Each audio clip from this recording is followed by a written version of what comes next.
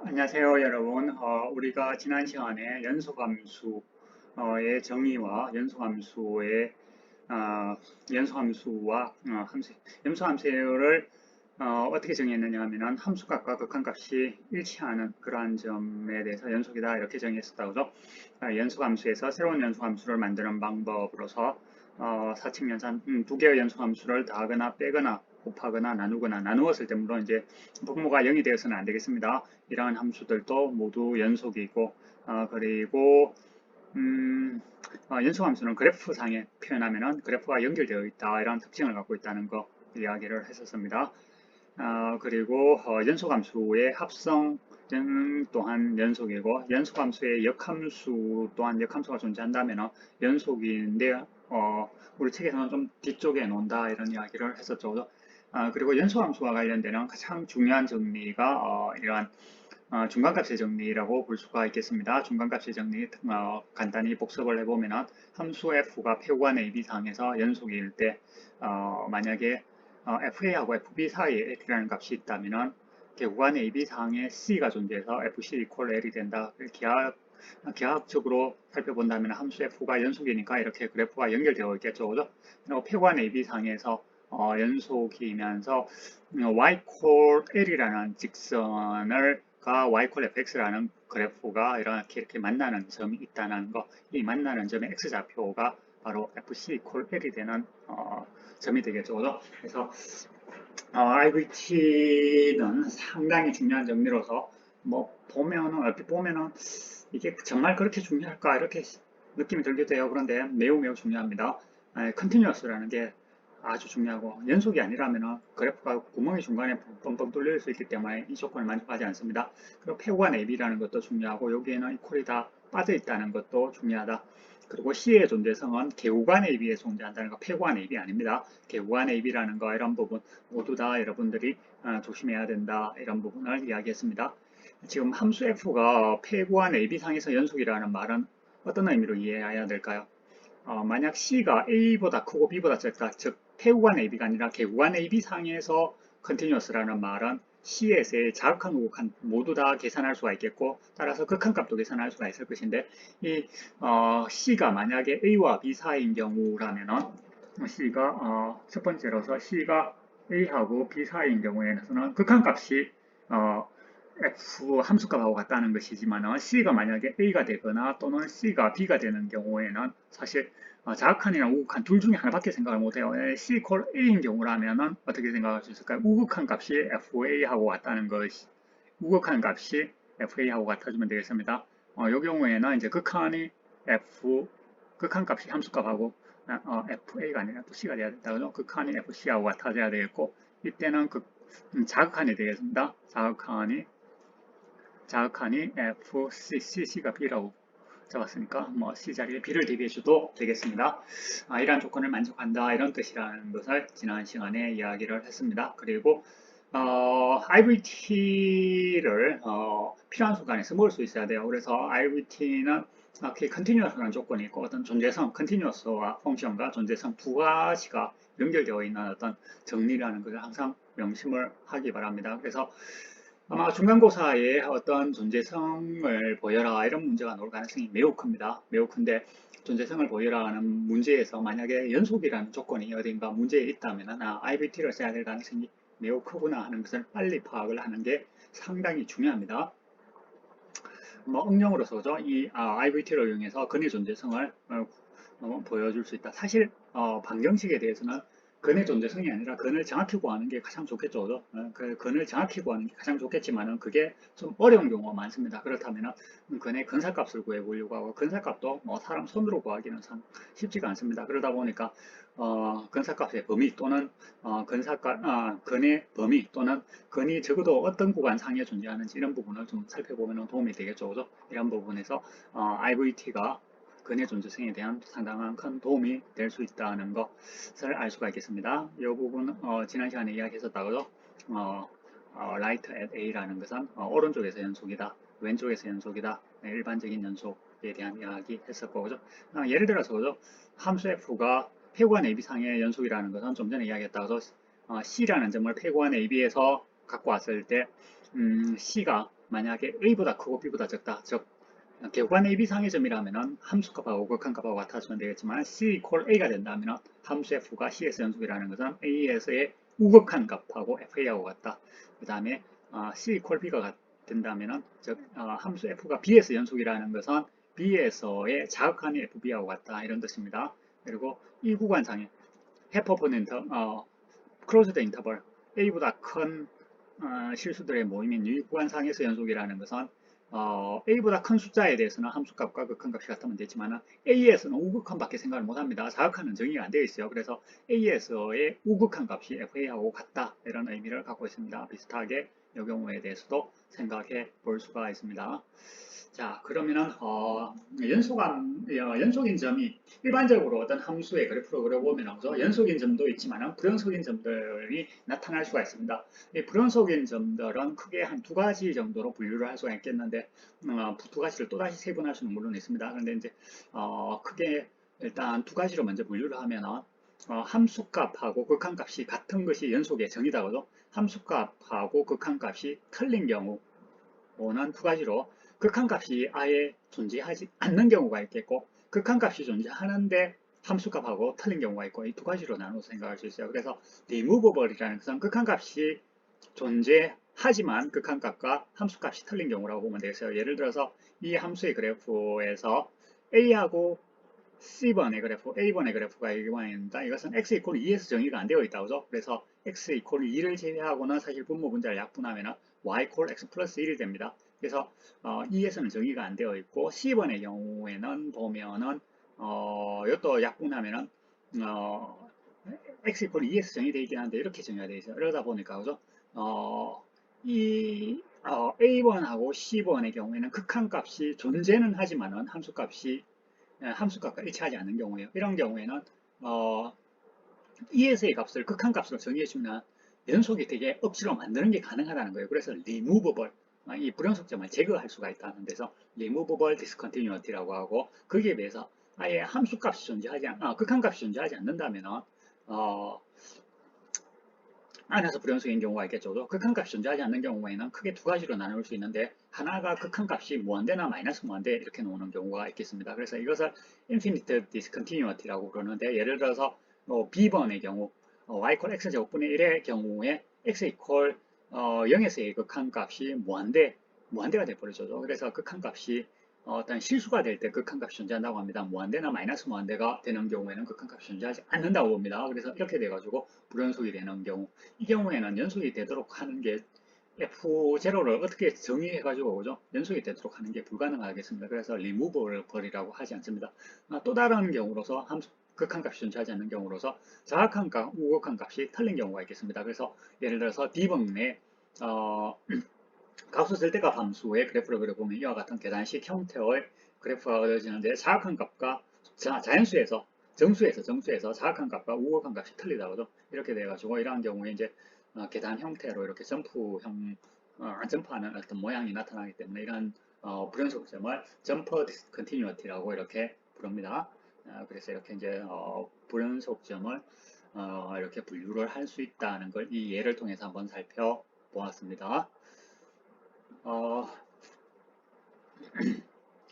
자, 그리고 함수의 극한값을 구하는 방법에 대해서 참고로 좀 더 살펴보도록 하겠습니다.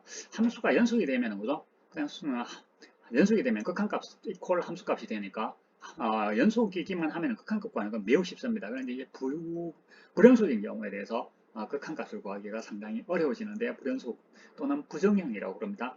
극한값을 구하기 어려운 그런 형태의 함수에 대한 극한값을 구하는 문제를 한번 살펴보도록 하겠습니다. 이 문제 예를 들어서 x분의 세제곱 루트 1 플러스 cx 마이너스 1의 0에서의 극한값을 구하시로 c는 어떤 컨스턴트니까 예를 들어서 c가 0이 될 수도 있고 1이 될 수도 있고 뭐 10이 될 수도 있습니다.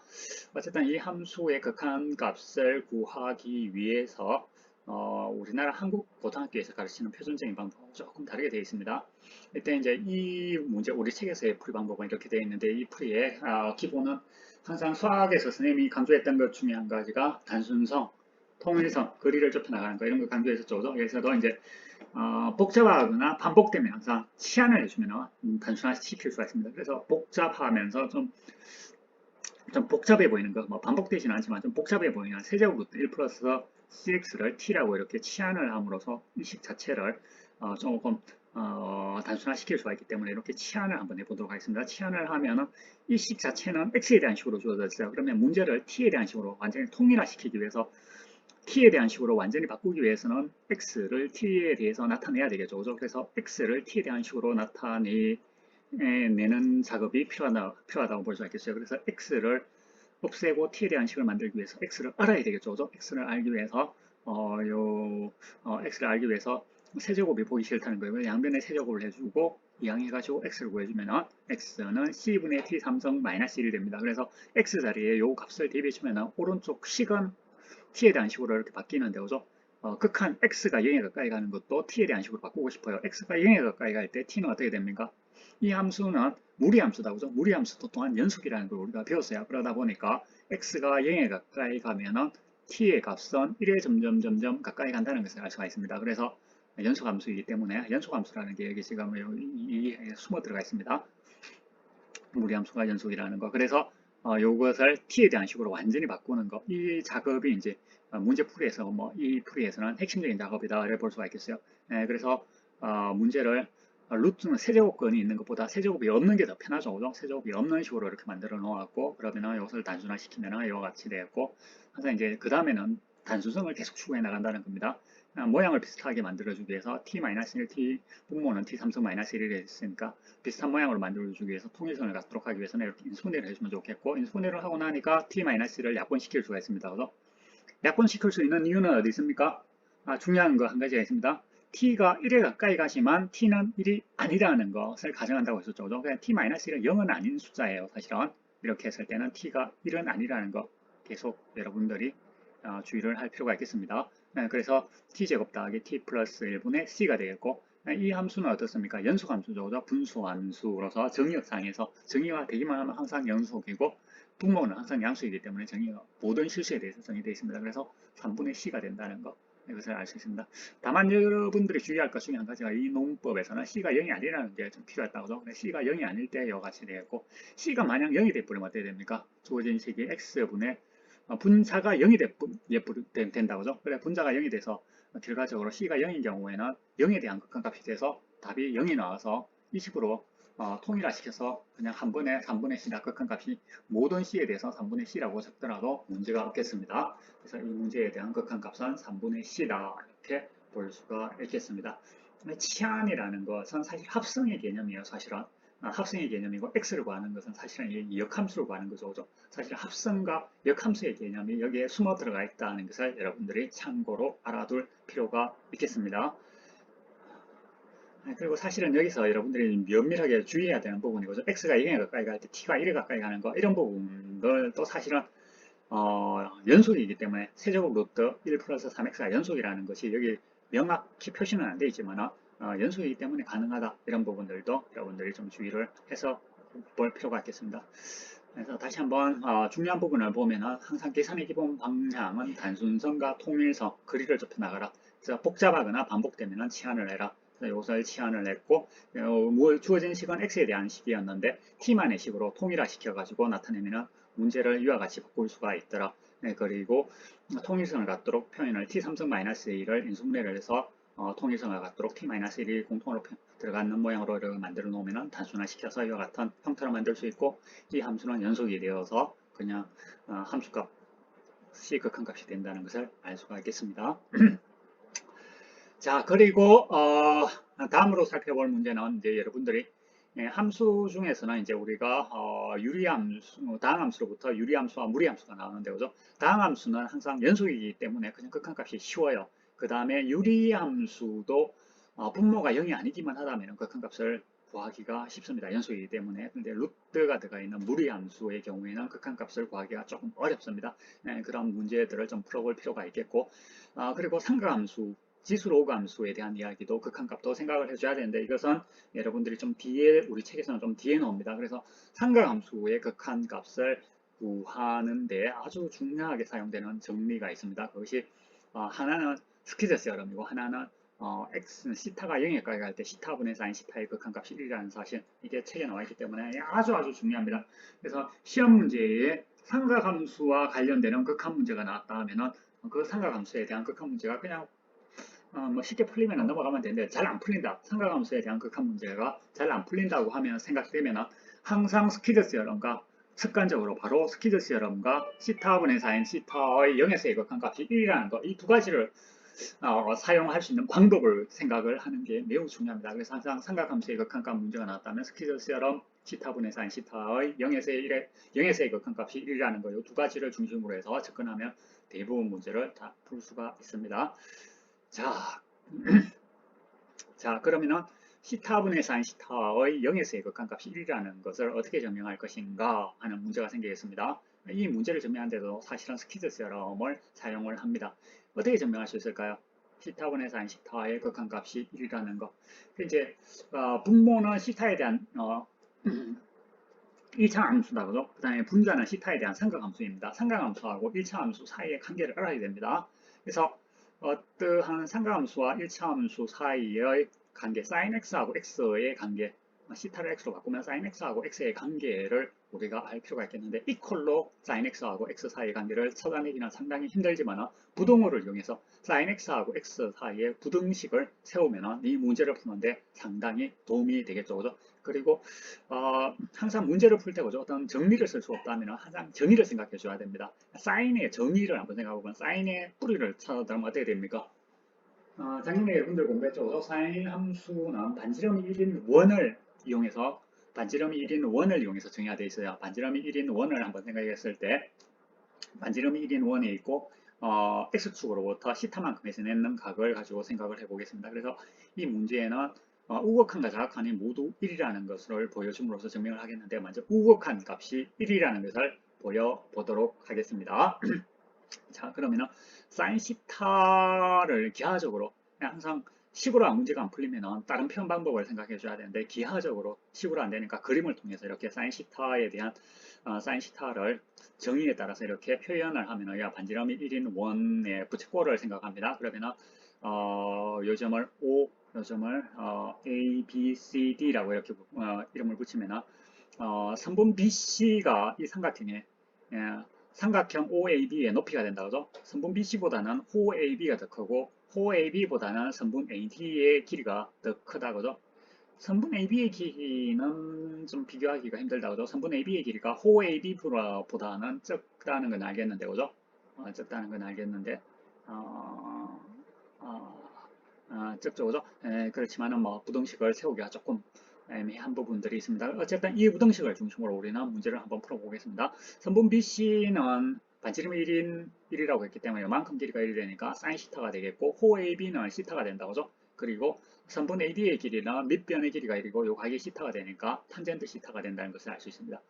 탄젠트 시타는 코사인 시타분의 사인 시타가 되고, 시타가 1, 4분면의 각, 0과 2분의 파이 사이의 각이라고 생각하겠습니다. 그러면은 양변을 탄젠트는 코사인분의 사인이 되니까 식을 변형해주면 사인분의 사인 시타, 그리를 좁혀 나갑니다. 이 식을 만들어내야 되니까 이거하고 비슷한 모양을 만들어내면 시타분의 사인 시타의 범위가 코사인과 1 사이의 값이라는 걸 알 수 있어요.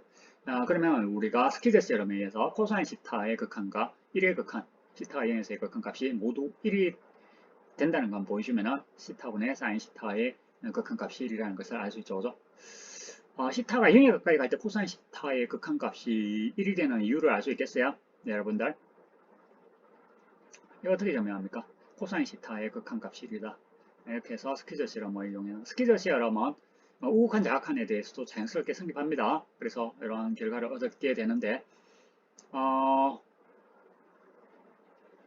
시타가 0 플러스일 때 코사인 시타, 시타가 0에 가까이 갈 때 코사인 시타 이퀄 1이라는 거의 극한값은 이것의 증명을 어떻게 할 것인가 하는 문제가 선생님의 질문입니다. 이것을 어떻게 증명할 것인가? 코사인 시타는 어떻게 나타낼 수 있어요? 사인이 문제가 좀 쉽죠, 그죠? 그래서 사인 2분의 파이 마이너스 시타 이렇게 만들 수 있어요. 그래서 사인 함수가 연속이라는 거, 코사인이 연속 함수라는 걸 보여주면 이게 충분하겠고, 코사인은 사인 2분의 파이 마이너스 시타 형태로 나타낼 수 있기 때문에 결과적으로 이 문제는 어떻게 만들 수 있느냐 하면 사인 x가 연속이라는 것을 보여주는 것, 보여주면 증명이 끝납니다. 연속. 이것도 이제 문제를 단순화시켜주면은 문제를 또 단순화시켜주면은 sin x가 사실은 삼각형의 합차공식을 써주면은 0에서 연속 x 이퀄 0에서 연속이라는 것만 보여주면은 증명이 끝납니다. 사실은 연속. sin x가 x 이퀄 0에서 연속이라는 건 어떻게 보여줄 수 있을까요? 좀 전에 세웠는 부등식을 이용해주면 되겠죠. sin 시타 sin x는 x가 0보다 큰 경우에 대해서 sin x는 0보다는 sin x가 크거나 같고 sin x가 또한 위에서 봤다시피 x보다는 항상 적거나 같습니다. 위에 요 부등식으로.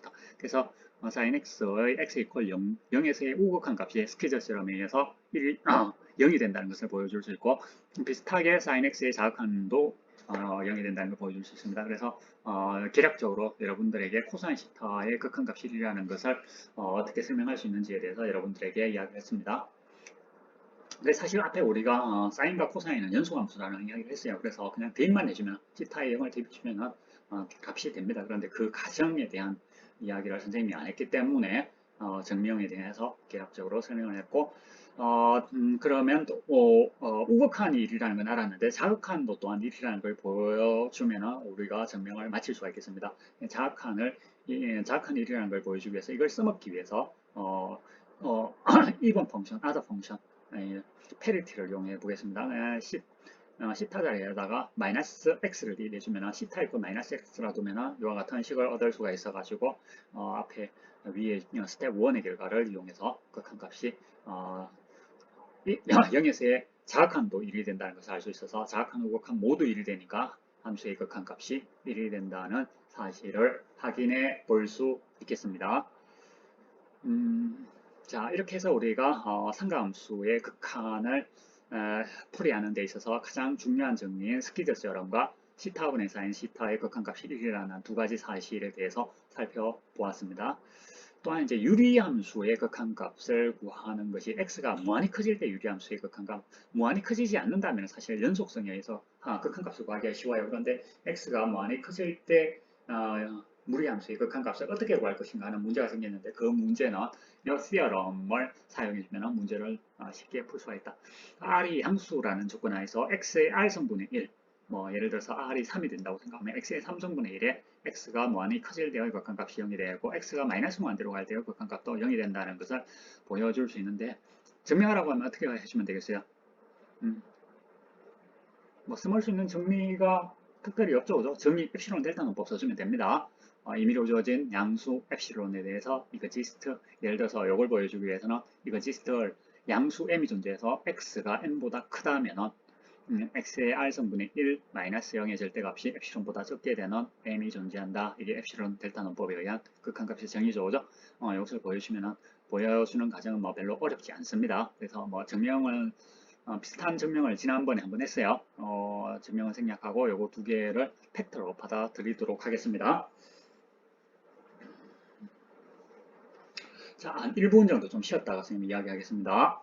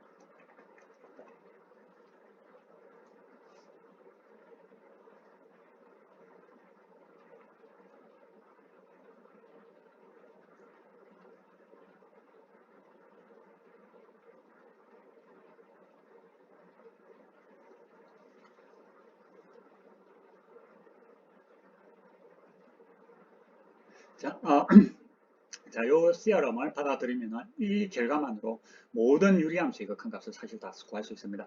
자, 요 문제를 한번 생각해 볼까요? x가 무한히 커질 때 5x제곱 더하기 4x 더하기 1분의 3x 제곱 마이너스 x 마이너스 2의 극한값을 구하시오. 이런 문제가 있다면 답을 빨리 예측하는 것도 문제를 푸는 게 하는데 상당히 중요합니다. 그래서 답을 빨리 예측을 하면 어떻게 됩니까? 우리가 x가 무한히 커진다고 생각을 하기 때문에 x가 약 무한대에 가까이 간다고 생각하면 분모에서 제일 중요한 건 뭡니까? x가 무한히 커질 때 5x제곱 더하기 4x 더하기 1 이게 전부 다 5x제곱도 x가 무한히 커지면 직관적으로 볼 때 무한히 커지고 4x도 무한히 커지는데 가장 중요한 것만 생각하면 x가 무한히 커질 때 힘이 제일 센 걸 생각하면 뭐가 되겠어요? x가 무한히 커지면 이 값이 무한히 커지는데 거기에 가장 영향을 많이 미치는 게 차수가 높을수록 영향을 많이 미친다고. 그래서 이 식 자체는 if x가 무한대에 가깝다면 이것은 약 분모에서는 5x 제곱분의 이거는 별로 힘이 없다는 거예요. 4x 더하기 1. 그 다음에 분자에는 3x 제곱만 남는다는 겁니다. 그래서 이거는 또다시 약분을 해주면 5분의 3이 된다는 것을 알 수 있어요.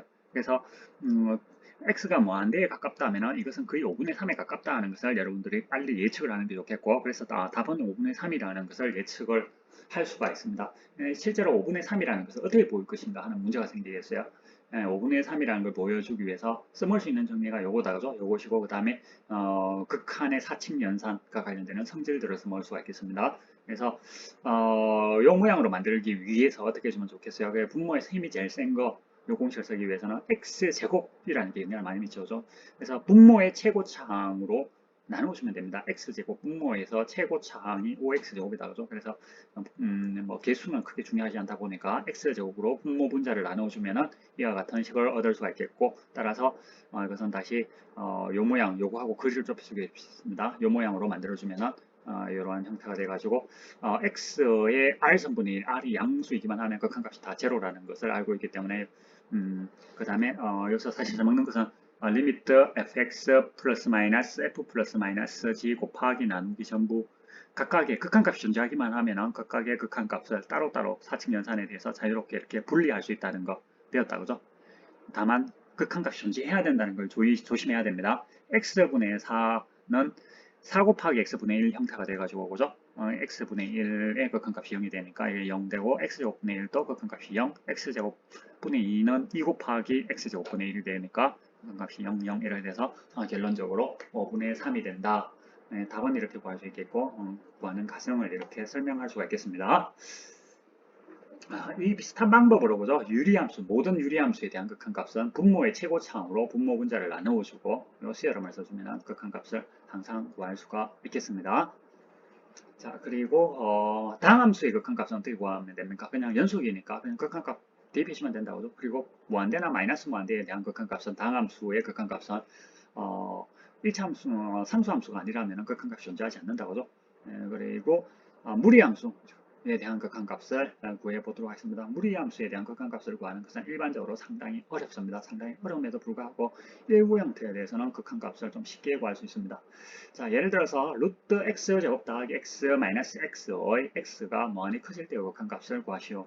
이건 이제 무한대 마이너스 무한대의 형태라고 그럽니다. x가 무한히 커지면 이거 앞에 부분도 무한히 커지겠고 뒤에 부분도 무한히 커집니다. 이에 비해서 앞에 부분 문제 같은 경우에 이건 무한대분의 무한대라고 봅니다. 분모의 극한값 x가 무한히 커지면 분모도 무한대, 분자도 무한대 이래 돼서 무한대분의 무한대 형태라고 부르는데 무한대 마이너스 무한대의 형태의 극한값을 구하는 것은 일반적으로 좀 쉽지가 않아요. 보통의 경우에 쉽지는 않은데 루트가 들어갔다 하고 하면 항상 루트가 들어가는 극한값의 계산에서 루트가 들어갔다 하면 항상 생각하는 게 유리화를 생각하기 바랍니다. 유리화. 분모의 유리화뿐만 아니라 분자의 유리화도 있습니다.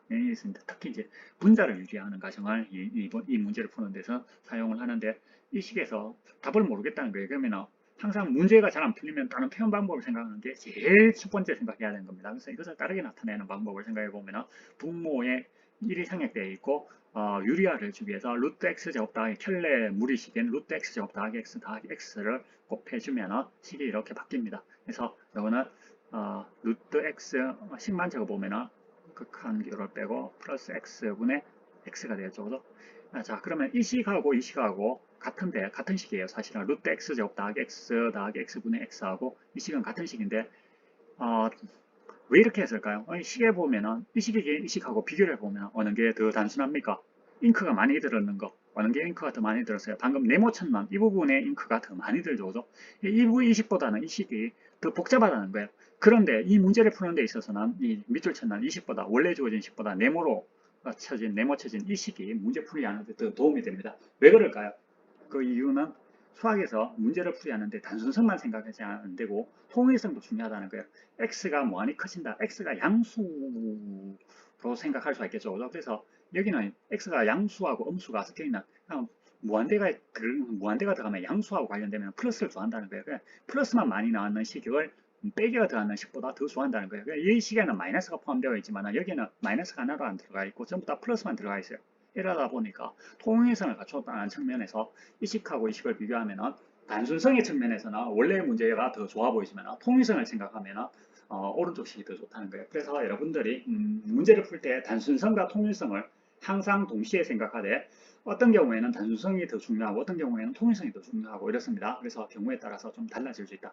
또 보면은 이제 분모 분자의 극한값이 무한대분의 무한대가 된다는 거예요. 그러면은 앞에 유리식의 극한값하고 마찬가지로 분모의 최고차항 루트 x제곱 더하기 x 분모를 안 보면 루트 x제곱 더하기 x 더하기 x는 약 x가 무한대라고 가정하면은 x제곱이 힘이 크지 x는 힘이 별로 크진 않다는 거예요. 그래서 약 루트 x제곱 더하기 x가 돼가지고 2x하고 거의 근상값이라는 겁니다. x가 무한히 커질 때. 그래서 분모는 답은 빨리 낼 수 있죠. 그죠? 그래서 2x분의 x의 극한값이 돼서 아마 답은 2분의 1이 될 것이다 하는 것을 빠르게 예측할 수 있겠고 그래서 예. 그래서 분모에서 분모에서 최고차항을 x로 볼 수 있어서 분모 분자를 x로 나누어주면은 이 식을 얻을 수가 있겠죠. 그죠?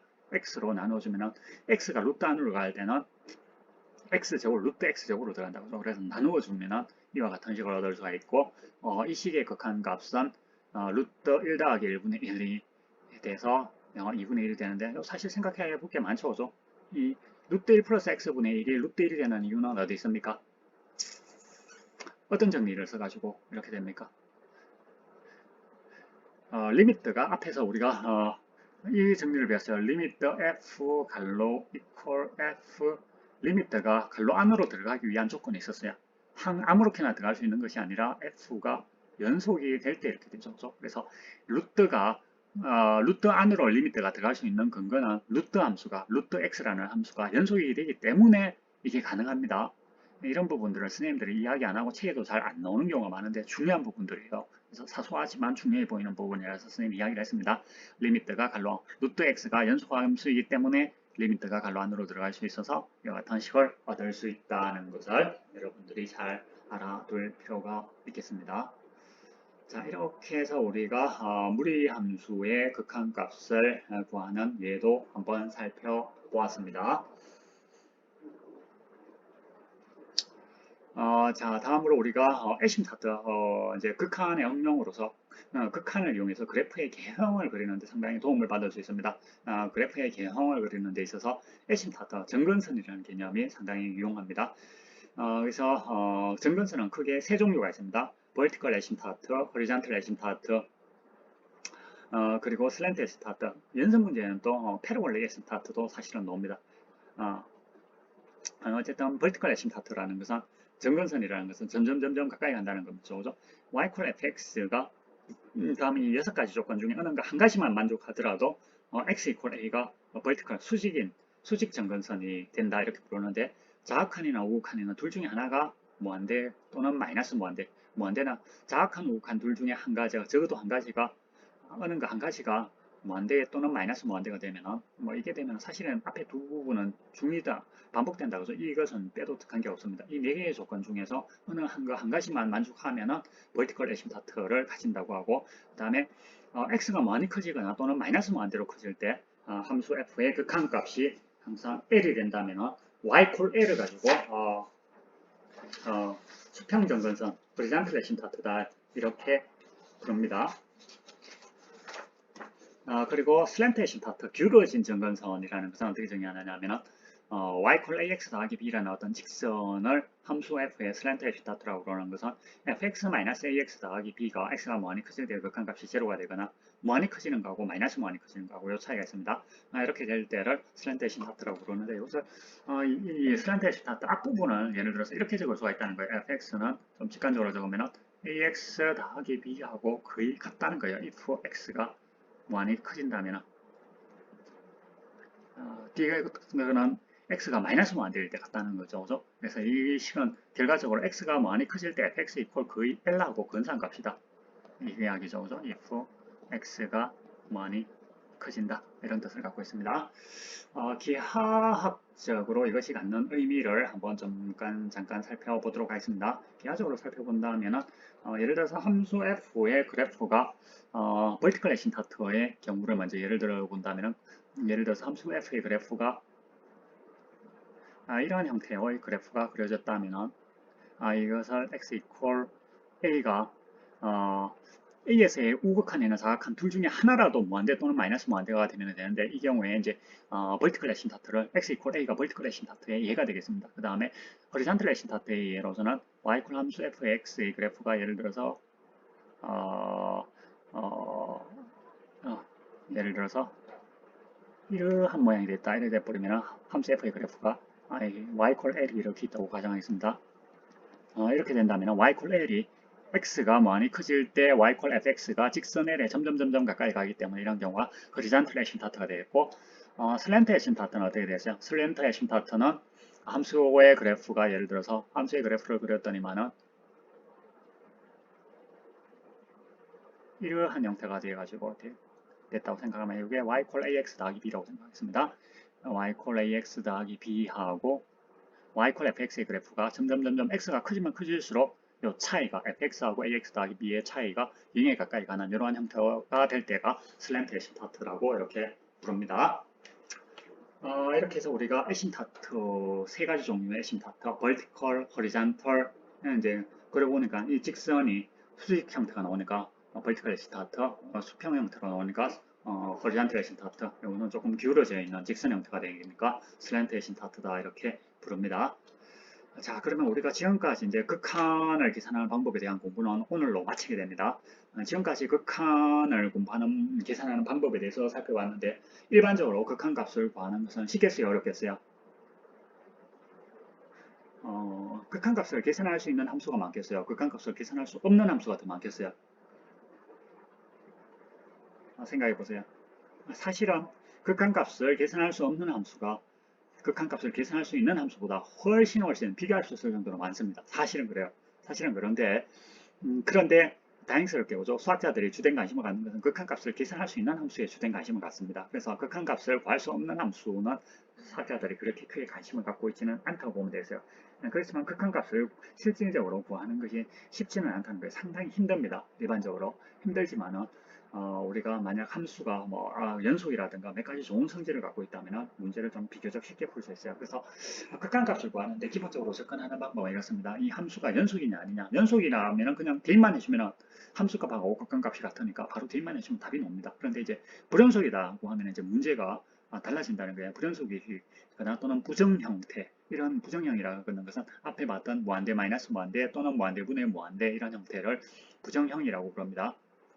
이러한 형태는 이제 연속성을 이용해서 극한값을 구할 수 없다는 겁니다. 이러한 형태에 대해서 우리가 극한을 어떻게 구할 수 있는지 여러 가지 방법이 있는데 요약하면 이렇다는 거예요. 첫 번째로서 쓸 수 있는 것이 항상 극한값이 잘 안 풀린다고 생각하면 문제가 스키저스럼과 그 다음에 합성함수를 이용해서 치환을 통해서 문제를 변형한 다른 방법으로 표현하는 거 항상 생각해보고 그 다음에 스키저 시어럼을 생각해보고 특히 삼각함수가 문제에 났다면 시타분의 사인 시타의 극한값 0에서의 극한값이 1이라는 것을 이용할 수 없겠느냐.